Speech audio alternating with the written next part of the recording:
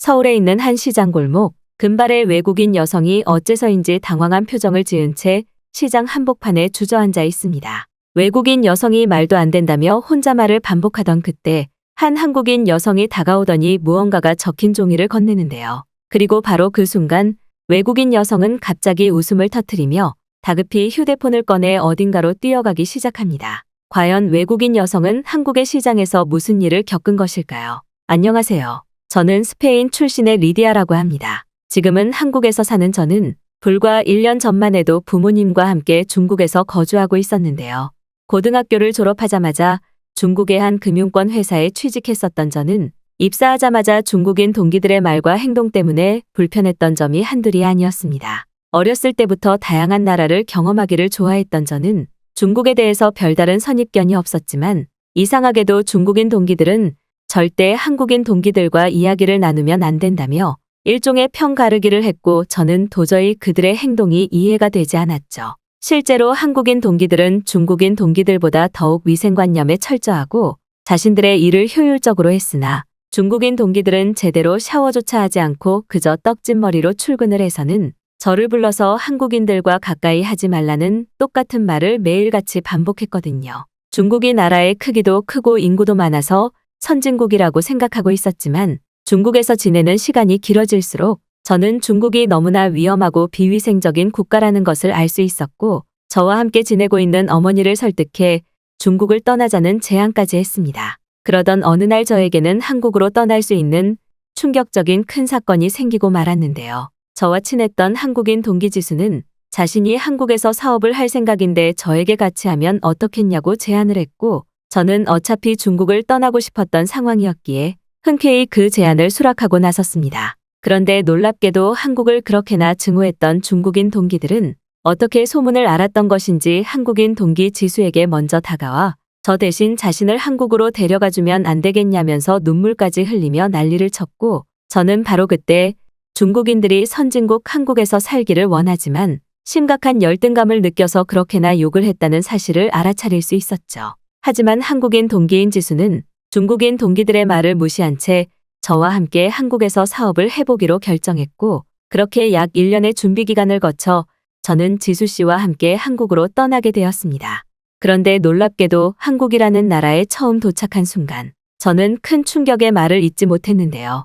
사실 한국을 전혀 경험해보지 못했던 저는 중국인 동기들이 중국은 한국보다 100배 정도 잘 사는 나라이니 절대 중국을 떠나지 말라는 말을 떠올리기도 했지만 실제로 경험한 한국은 이미 공항에서부터 중국과 많은 차이가 있었습니다. 일반적으로 중국의 공항에서는 공항 내부에 노숙자나 물건을 파는 노동자들이 많아서 공항 분위기 자체가 어수선하고 위생상 별로 좋지가 않은데 놀랍게도 한국의 공항에서는 이러한 모습을 전혀 찾아볼 수가 없었죠. 저의 동기였던 지수는 중국인들의 말을 절대 믿어서는 안 된다며 그러한 말은 전부 거짓이라고 했고 실제로 저희 눈으로 확인한 한국은 왜 중국인들이 한국의 열등감을 느끼는지 그대로 느낄 수 있을 정도로 부유한 나라처럼 보였습니다. 이미 한국은 선진국의 반열에 올라 엄청나게 잘 사는 나라나 마찬가지였고 중국의 길거리처럼 가게의 물건을 훔치는 범죄가 발생하거나 너무 낡은 전봇대가 쓰러지는 문제 때문에 대피를 해야 되는 상황마저 생기지 않았거든요.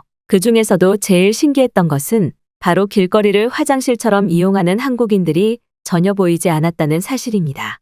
믿기 어렵겠지만 현재까지도 중국에서는 화장실이 급하면 그저 아무렇게나 옷을 내리고 일을 보는 사람들이 너무 많아서 출근길에 곤란했던 상황이 한두 번이 아니었는데 그럴 때마다 중국인 친구들은 오히려 이러한 행동이 더러운 화장실을 이용하는 한국인들의 삶보다 위생적이라며 말도 안 되는 해명을 했기 때문인데요. 하지만 이미 한국의 길거리에는 누구나 사용할 수 있는 공중 화장실이 이곳저곳에 설치되어 있었고 화장실 내부가 너무나 궁금했던 저는 그 내부를 확인하고는 눈을 의심할 수밖에 없었습니다. 한국의 공중 화장실은 말도 안 되게 더럽다던 중국인 친구들의 말과는 달리 한국의 공중 화장실 내부는 정말 호텔 화장실처럼 느껴질 정도로 내부가 쾌적하다 못해 좋은 향기까지 났고 심지어 화장실 내부에는 최신식 비데까지 설치되어 있어서 이곳이 정말 무료로 사용할 수 있는 화장실인지 의심이 될 정도였는데요. 저의 당황한 반응을 확인한 지수는 한국에서는 기본적으로 대부분의 공중 화장실이 주기적으로 깨끗하게 관리되고 있다며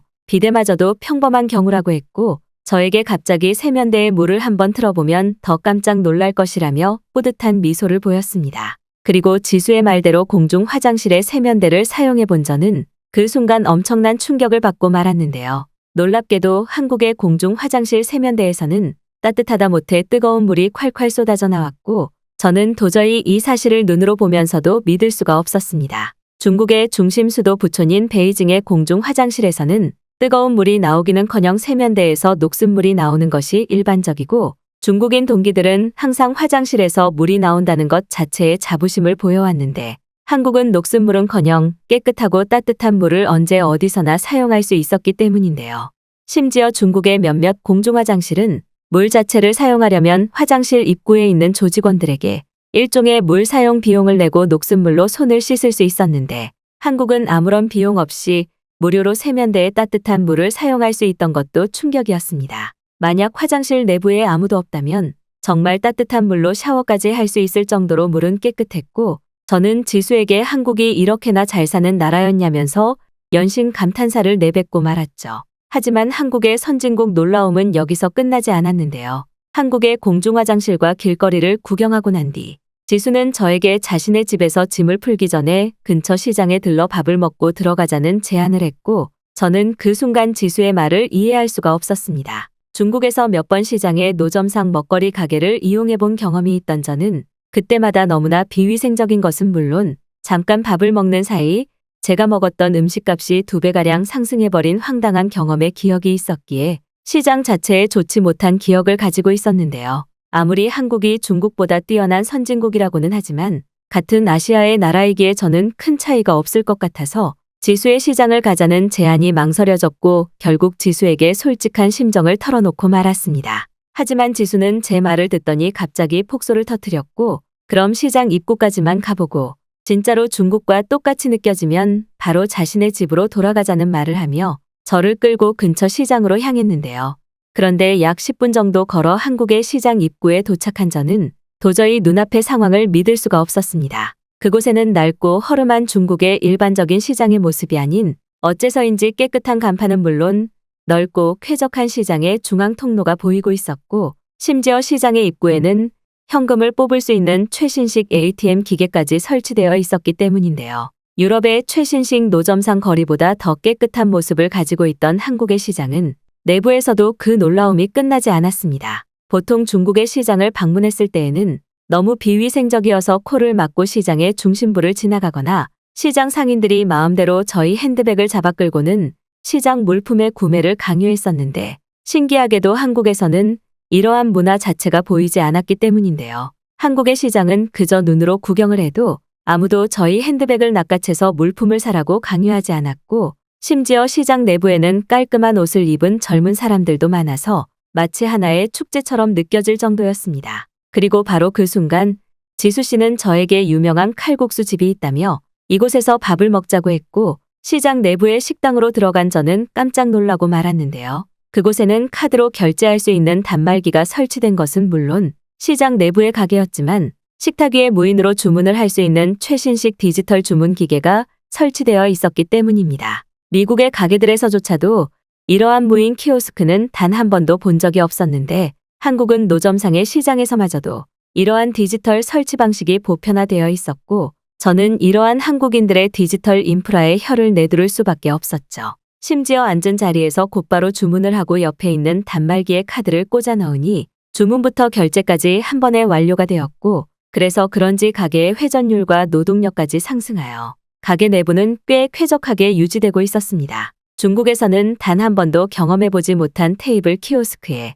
저는 지수에게 한국은 이러한 인프라가 당연하냐며 호들갑을 떨었고 지수는 그런 저를 보며 아마 이제는 한국의 대부분 식당에 이러한 키오스크가 도입되어 있을 것이라며 뿌듯한 표정을 보이더군요. 일반적으로 중국의 노점상이나 식당에서는 음식을 주문하려면 한참 동안 주문을 받아줄 사람이 오기를 기다리거나 힘들게 중국말을 써가며 주문을 해야만 했는데 충격적이게도 한국의 시장에 있던 키오스크는 자동으로 언어가 번역되어 저처럼 한국말에 약한 사람도 편하게 주문을 할 수 있었습니다. 중국인 동기들이 디지털의 최선진국은 중국이라며 난리를 치던 것과 달리 이미 한국은 중국인들이 상상조차 하기 힘든 디지털 인프라를 평범하게 누리며 그것이 대수롭지 않은 반응을 보이고 있었죠. 심지어 더욱 놀라운 것은 시장의 식당 내부에 자신의 물품을 안전하게 보관할 수 있는 디지털 보관함까지 설치되어 있었다는 사실이고, 저는 바로 그 순간 중국이 엄청난 후진국인 것은 물론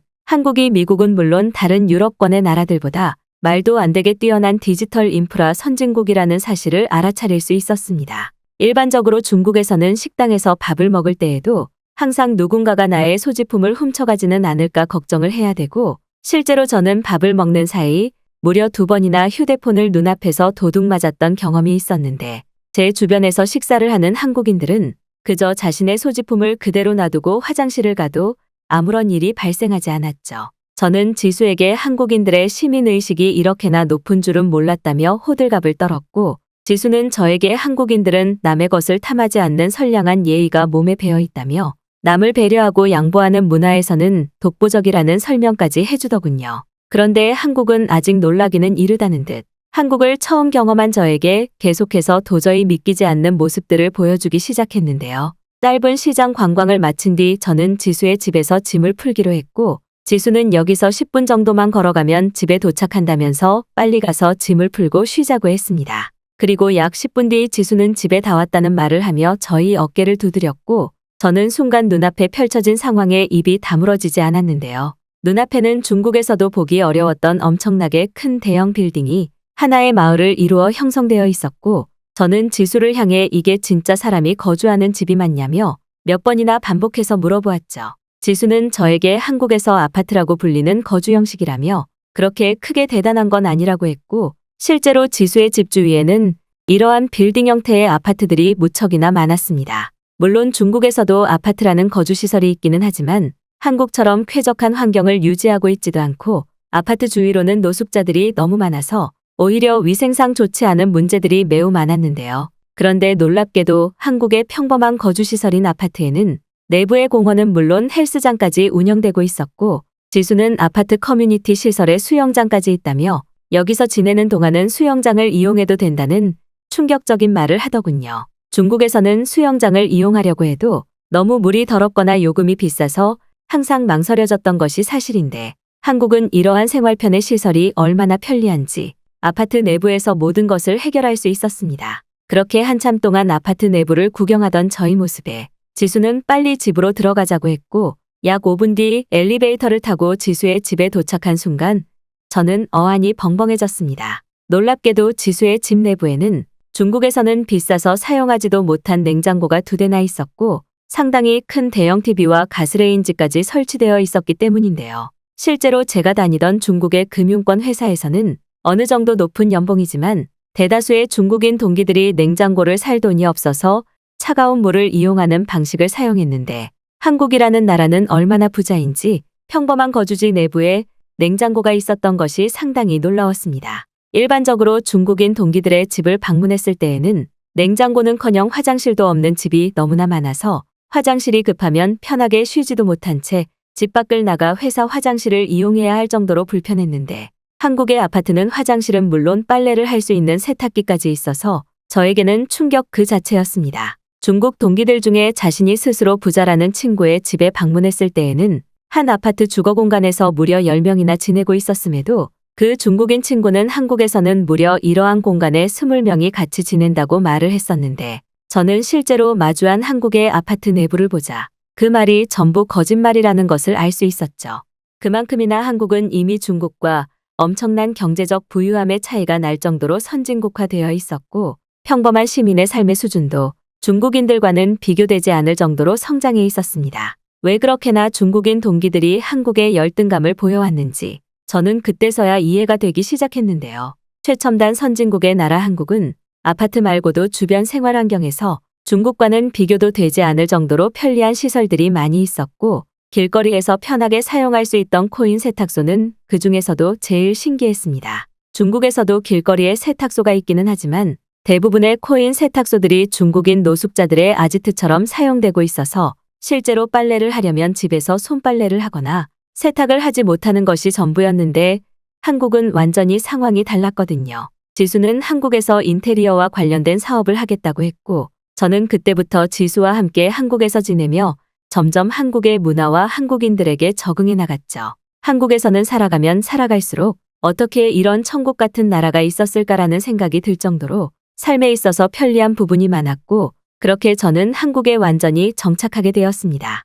결국 지수와 함께 한국에서 지내며 인테리어 사업을 하고 있는 저는 지금은 지수의 뒤를 따라 인테리어 가게 2호점을 차릴 준비를 하고 있는데요. 한국이야말로 제가 꿈꾸던 가장 이상적이고 완벽한 나라이기에 저는 오늘도 최고 선진국인 한국에서 생활하고 있다는 사실이 믿어지지가 않는 하루입니다.